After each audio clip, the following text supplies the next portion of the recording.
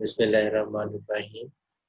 Last video के अंदर जो है जो हमने डिस्कस किया था दैट वाज टू वे नोवा। और टू वे नोवा के अंदर हमने कहा था कि अगर हमारे पास जो है जो आउटपुट वेरिएबल है दैट इज कॉन्टिन्यूस होना चाहिए, मीन आपका वाई आई जे जो है वो मेजरेबल होना चाहिए, जबकि आपके पास जो इनपुट फैक्टर्स हैं वो अगर दो फैक्टर्स हों, लेट से मैं उन फैक्टर्स को x1 और x2 से रिप्रेजेंट करूं, बट इनके जो लेवल्स हैं वो जितने मर्जी, so these two factors have as many levels as possible. So जितने मर्जी लेवल्स हो हम जो है उसको टू वे नोवा अप्लाई करते थे क्योंकि फैक्टर्स दो थे।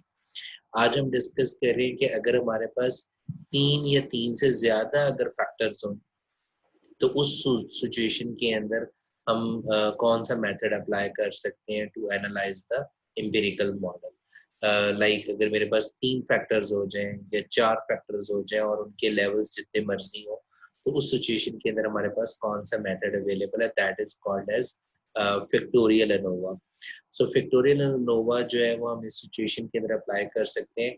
लाइक जैसे यहाँ पे एक स्पेशल केस के तौर पे जो है वो हमें जो एम्पिरिकल मॉडल की मैं एग्जांपल ले रहा हूँ that is three factor factorial experiment. Okay, so that is special case of factorial ANOVA, mean कि अगर हमारे पास तीन फैक्टर्स हैं और हर फैक्टर के लेवल्स जितने मर्जी हैं, तो हमारे पास जो एम्पिरिकल मॉडल बन जाएगा that would be equal to Y I J K N, where I जो है वो ith फैक्टर को रिप्रेजेंट कर रहा है, मीन फर्स्ट आप कह लें जे जेथ फैक्टर को रिप्रेजेंट कर रहा है, के फैक्टर को रिप्रेजेंट करे, और एल जो है वो number of time of experiment और you can say number of observation को रिप्रेजेंट कर रहा है कि हमने कितनी दफा जो है वो इन फैक्टर्स को लेते हुए जो है कॉम्बिनेशन को लेते हुए हमने एक्सपेरिमेंट को परफॉर्म किया।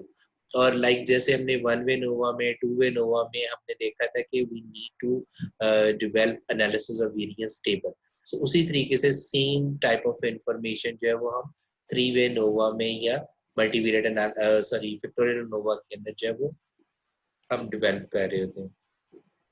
सो इसमें हमारे पास फैक्टर ए, फैक्टर बी, फैक्टर सी, उनके देन दो दो के इंटरेक्शंस क्योंकि तीन फैक्टर्स हैं, so then all three have interaction fact, और इनके डिग्री ऑफ फ्रीडम्स हमें गिवन है, और मीन स्क्वायर हम कैसे निकाल सकते हैं, sum of square divided by उनके कॉरस्पॉन्डिंग डिग्री ऑफ फ्रीडम से हम mean square of that factor calculate कर सकते हैं, and similarly we can calculate the F not, right. और अगर हमें डिग्री ऑफ फ्रीडम्स इनके लिहाज से कैलकुलेट करें, लाइक मुझे फैक्टर ए के लिए अगर क्रिटिकल रीजन फाइंड आउट करना है तो वो मेरे पास क्या होगा, F not that is a calculated value would be greater than और equal to F alpha. Okay, then आपके पास ए का हमारे पास क्या है, degree of freedom that is A minus one, right. और आपके पास क्योंकि डिवीजन में क्या है, mean square of error, so mean square of error उसका डिग्री ऑफ फ्रीडम क्या है, that is this one, which is a b c into n minus 1, that would be for factor a हमारे पास degree of freedom हो जाएगा। And we know the criteria कि अगर ये statement true होती है तो हम क्या करते हैं, reject it not, that mean that factor is not significantly affecting your response variable और योर वाई वेरिएबल। ओके, सो मैं थ्री वे नोवा को जो है वो मैनुअली तो सॉल्व नहीं कर रहा हूँ, हम इसको थ्रू मिनिटैप जो है वो सॉल्व करेंगे, but before that this is the empirical model for three way ANOVA, जिसमें हमारे पास रिस्पॉन्स वेरिएबल जो है वो कॉन्टिन्यूस है।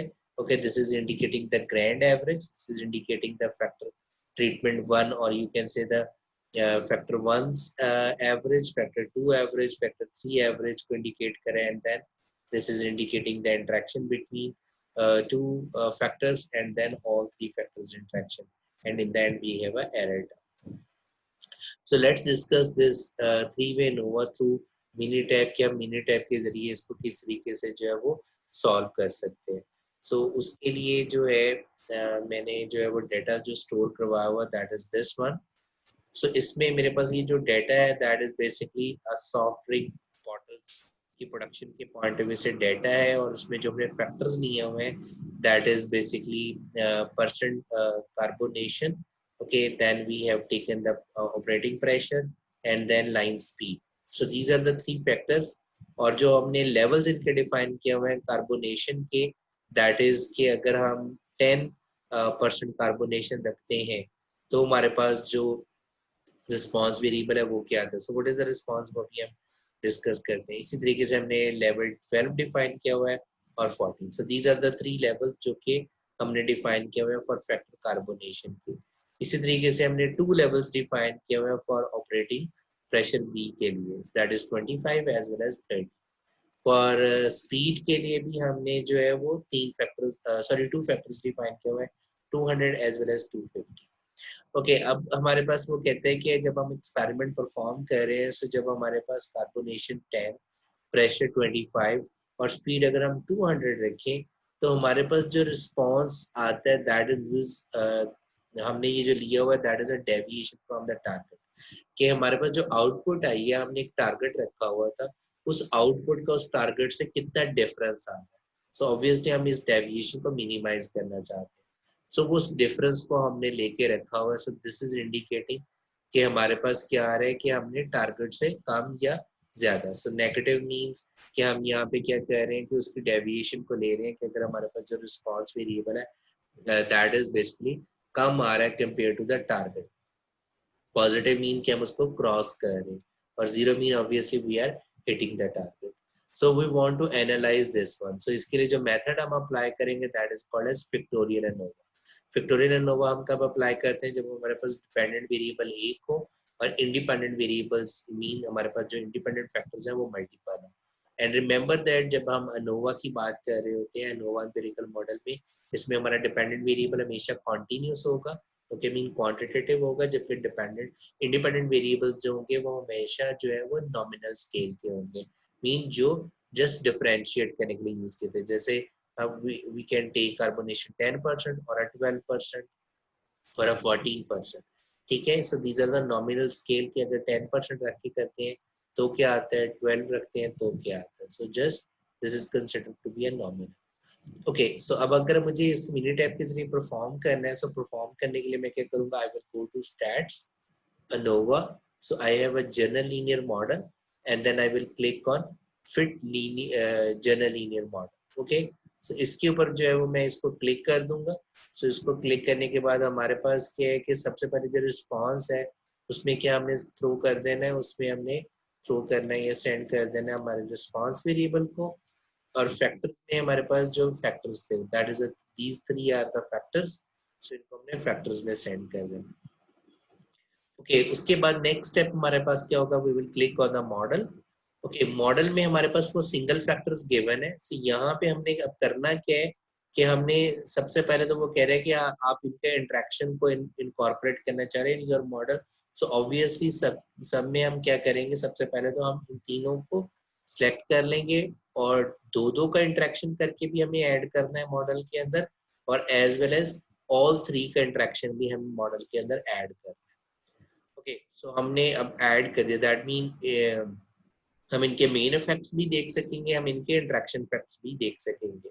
सो if we press okay, similarly graph this is used for 4 in 1 mean कि हमने अगर रेजिड्यूल्स की प्रॉपर्टी को चेक करने कि वो फुलफिल हो रही है या नहीं, मीन रेजिड्यूल जो है वो नॉर्मली डिस्ट्रीब्यूटेड है या नहीं, एंड ऑल द फैक्टर जो वेरिएंसेस हैं वो होमोजीनियस है या नहीं। Okay, so उसमें press OK, and then again we will do the press OK. Okay, so हमारे पास जो results आ रहे हैं उसमें वो हमें indicate कर रहे हैं कि जी ये फैक्टर ए, फैक्टर बी, फैक्टर सी, और उनके लेवल्स भी हमें बता रहा है कि इसके 3 लेवल्स थे, इसके 2 लेवल्स थे, इसके 2 लेवल थे। ओके, और हमारे पास जो पी वैल्यू है उससे हम डिसीजन कर सकते हैं right now, because the P value is for carbonation जो है वो 0.00 आ रही है।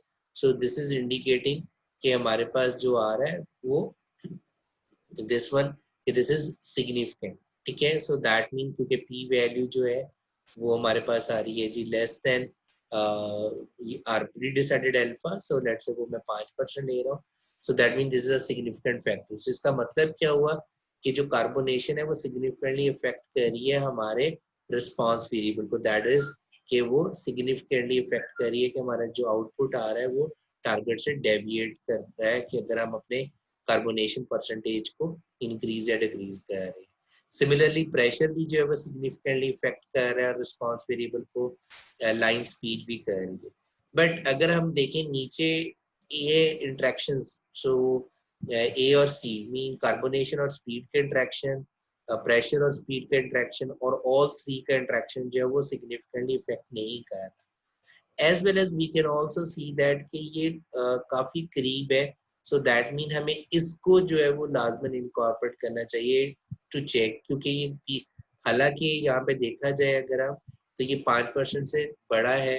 ओके, तो हम ये कह सकते हैं कि ये भी इंटरेक्शन जो है वो सिग्निफिकेंटली इफेक्ट नहीं कर रहा, but we have to check कि क्या अगर हम ऐसा करें कि अगर हम इन फैक्टर्स को जो है वो रिमूव कर दें अपने मॉडल के अंदर, इंपेरिकल मॉडल में से, ठीक है, और अगर हम सिर्फ इस पार्ट को मॉडल के अंदर इनकॉर्पोरेट करते हैं, तो क्या पता ये जो कार्बोनेशन और बी प्रेशर है, इनका अट्रैक्शन सिग्निफिकेंटली आपके आउटपुट को अफेक्ट करे। ओके, सो हमें ये तो पता चल गया है कि तीनों के तीनों इंडिपेंडेंटली तो अफेक्ट करें, बट इंटरेक्शन के अंदर आके ए और सी का इंटरेक्शन, बी और सी का इंटरेक्शन और ऑल थ्री फैक्टर्स का इंटरेक्शन जो है वो सिग्निफिकेंटली आउटपुट को अफेक्ट नहीं कर। So in order to do that, कि अब हम करना ये चाह रहे हैं कि हम अपने मॉडल के अंदर इन तीन फैक्टर्स को और सिर्फ इन दो को लाना, इसको लाना चाह रहे हैं, इनको हम रिमूव करके चेक करते हैं कि क्या ये जो इस वक्त जो है वो हमें लग रहा है कि मे बी पॉसिबल है कि सिग्निफिकेंटली इसका इंटरेक्शन इफेक्ट करे, क्या ये वाकई करता है अगर हम बाकी मॉडल्स को जो सिग्निफिकेंट नहीं है उन फैक्टर्स को अगर हम निकाल दें। सो इसको करने के लिए हम क्या करेंगे, वापस हम जाएंगे stats, ANOVA, general linear model, fit general linear model and then go to the model. So हमारे पास जो थ्री इंटरेक्शन था ये सिग्निफिकेंट नहीं था, इसको हमने रिमूव कर दिया। हमारे पास ए और सी भी सिग्निफिकेंट नहीं था, हमारे पास बी और सी भी सिग्निफिकेंट नहीं था। सो हमारे पास जो ए है, बी है, सी है और ए बी का इंटरेक्शन ये सिग्निफिकेंट आ रहे थे। सो अगर अब हम मॉडल को रन करें और हम रिजल्ट्स की तरफ अगर आए, नाउ यू कैन सी कि मेरे पास स्टिल कार्बोनेशन सिग्निफिकेंट है, स्टिल मेरे पास जो है वो प्रेशर भी सिग्निफिकेंट है, स्पीड भी सिग्निफिकेंट है, as well as now you can see that this is less than 5%, कि हमारे पास ए और बी जो है वो सिग्निफिकेंट फैक्टर आ, ठीक है। और साथ ही साथ जो है अगर हम एक और दफा जो है वो मैं इसको रन करूं, लाइक मैं क्या कह रहा हूँ कि हमने मॉडल के अंदर जाके ए बी किया था, लेट से मैं कहता हूँ मैं ए और सी का भी जो है वो ऐड कर देता हूँ interaction, as well as B और सी का। सो मैं थ्री इंट्रैक्शन ही कर रहा हूँ, बल्कि सिर्फ दो टू टू के इंट्रैक्शन डाल रहा हूँ। सो जो लास्ट फैक्टर था थ्री, उसको निकाल रहा हूँ, इन दो को निकाल के देखते हैं कि ये क्या आंसर आते हैं।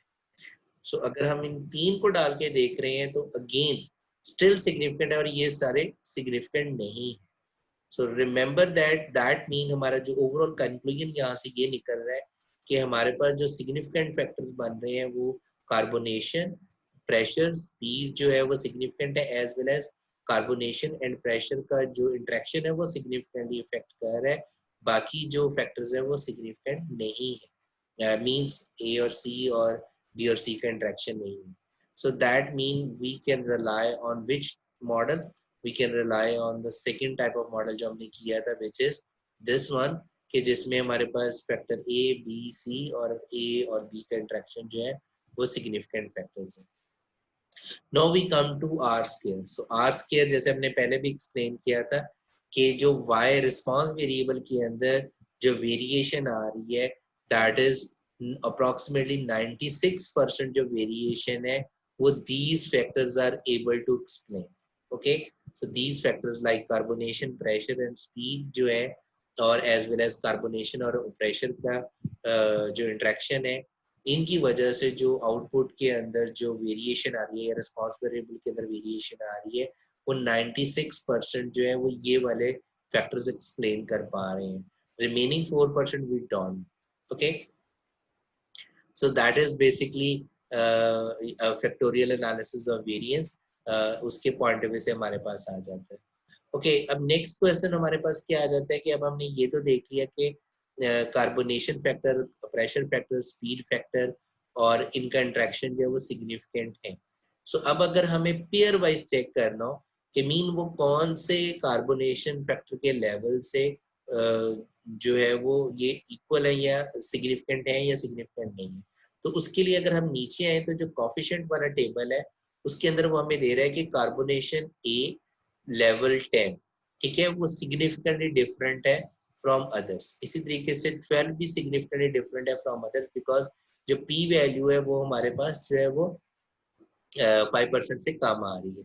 सिमिलरली जो प्रेशर बी का लेवल 25 है, नॉट 20 बट 25, सो 20 पे मे बी वो इक्वल आ रहे हो, मीन सेम आपके पास जो है वो डेविएशन जो है वो कांस्टेंट रह रही है, बट 25 पे वो सिग्निफिकेंटली डिफरेंट है।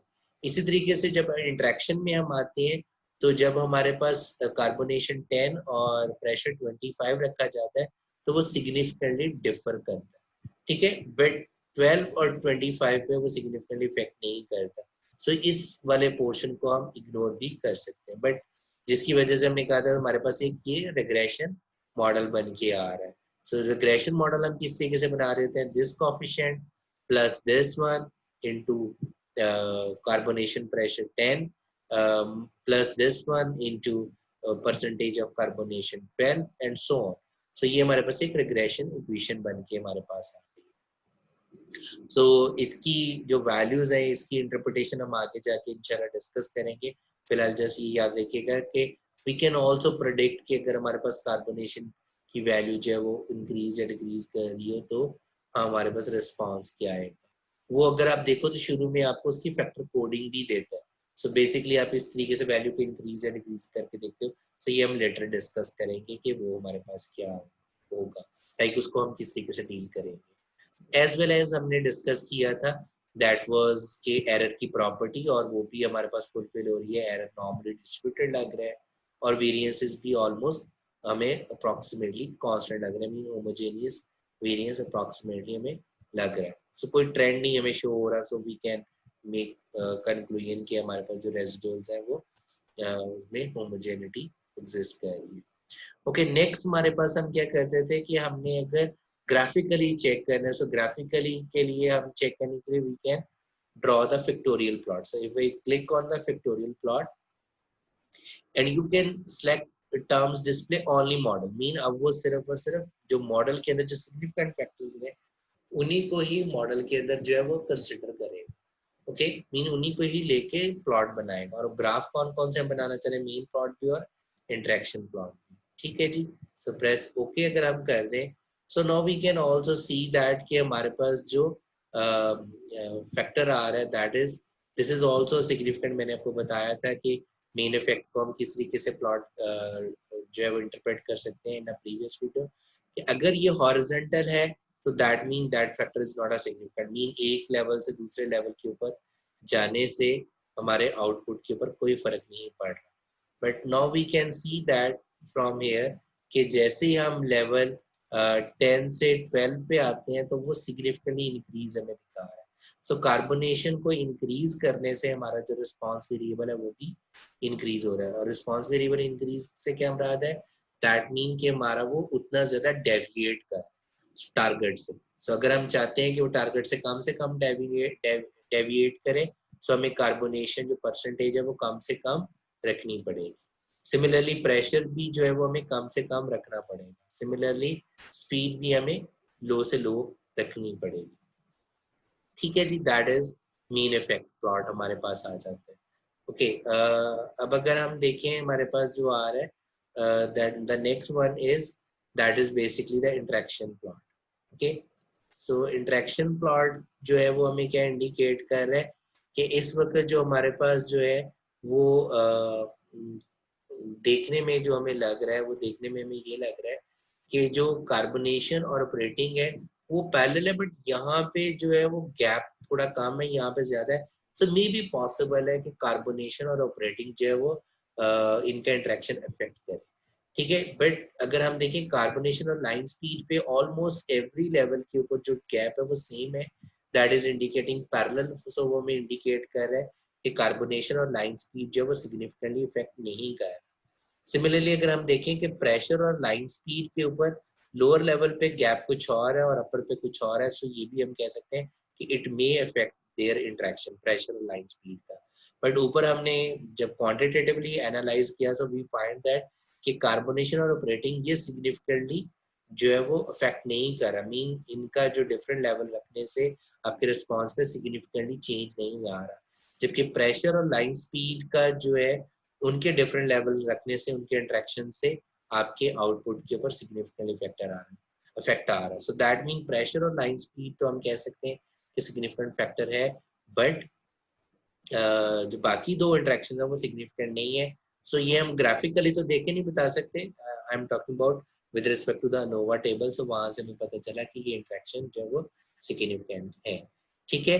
बट रिमेंबर दैट कि जब भी आपने रिपोर्टिंग करनी होती है तो आप मेन इफेक्ट प्लॉट और इंटरेक्शन प्लॉट्स लाजमन रिपोर्ट कर रहे होते हो।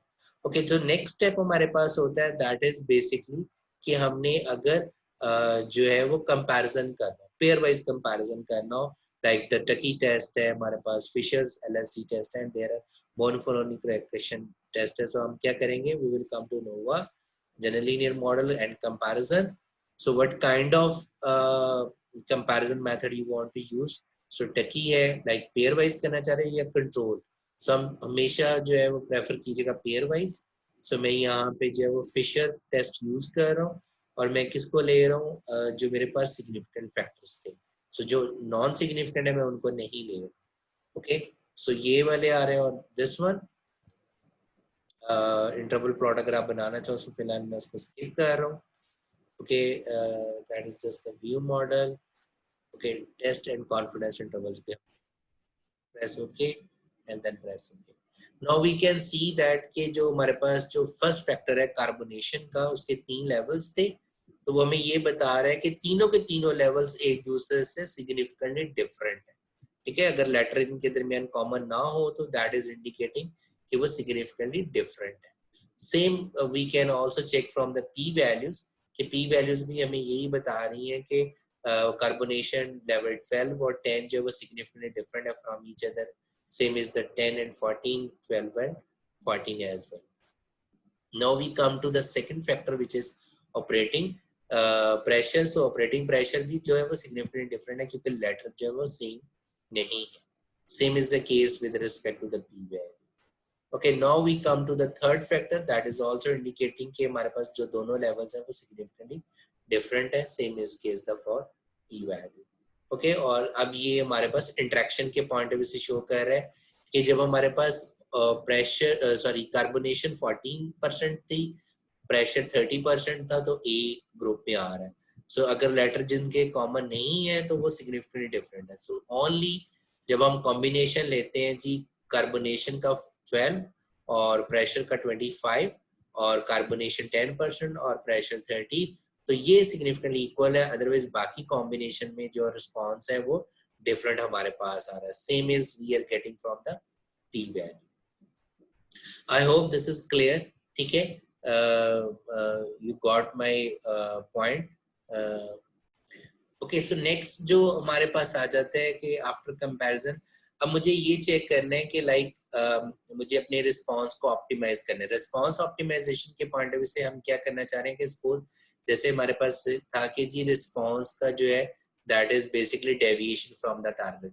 सो मैं अभी ये चाह रहा हूँ उसको ऑप्टिमाइज इस सेंस में करना चाह रहा हूँ कि ये जो डेविएशन है वो कम से कम हो। तो अब डेविएशन को कम से कम करने के लिए, मीन मिनिमाइज करने के लिए, तो मुझे ये चाहिए कि मैं कौन से फैक्टर का क्या लेवल यूज करूं कि मेरा रिस्पांस है वो मिनिमम आएगा।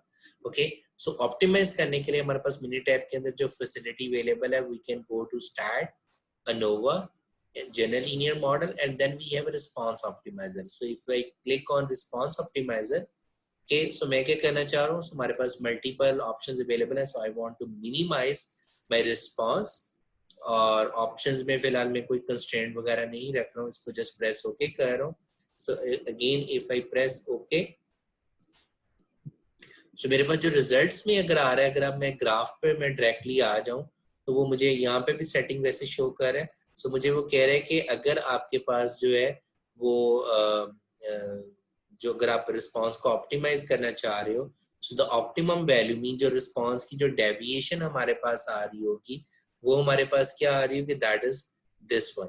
ओके ओके, सॉरी, जो डेविएशन वैल्यू हमारे पास आ जाएगी दैट इज 0.913 और हमारे पास जो आंसर आ रहा होगा which would be equal to 10 अगर आप कार्बोनेशन रखें। ओके, ऑपरेशन जो हमारे पास प्रेशर होना चाहिए वो 25 होना चाहिए, स्पीड 200 रखोगे, so you will get the optimum answer हमारे पास आ जाएगा। आई hope this is clear now कि अगर आप इसके अलावा कोई कॉम्बिनेशन यूज करोगे तो आपके पास जो रिस्पॉन्स ऑप्टिमाइजेशन है वो ज्यादा ही आ रहा होगा. सो हमारे पास the answer is the best answer is this one. I hope this is clear. This is कि आपने फैक्टोरियल एनोवा को इस तरीके से सॉल्व करना है. सो प्लस मैंने आप लोगों के साथ शेयर किया था क्वेश्चन नंबर 5 तक टू वे एनोवा है. देन 6 जो है 6 7 जो है that is basically as well as हमारे पास जो क्वेश्चन नंबर 8 है. सो यहाँ पे फैक्टोरियल एनोवा का मेथड लगेगा. सो ये आपने थ्रू मिनिटैब इसको सॉल्व करना है. So thank you so much and see you in the next lecture.